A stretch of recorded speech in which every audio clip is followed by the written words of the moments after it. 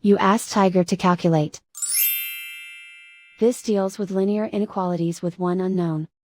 The final result is x equal or smaller than 2. Let's solve it step by step. Group all constants on the right side of the inequality. Subtract 2 from both sides.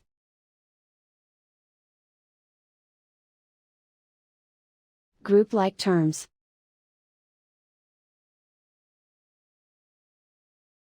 Simplify the arithmetic.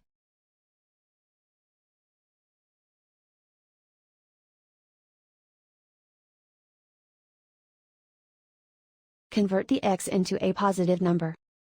Multiply both sides by -1.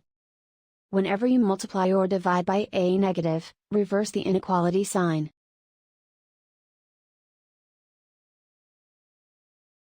Remove the ones.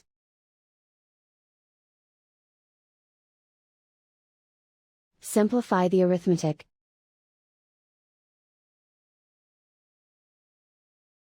Plot the solution on a coordinate grid. And so the final result is x equal or smaller than 2.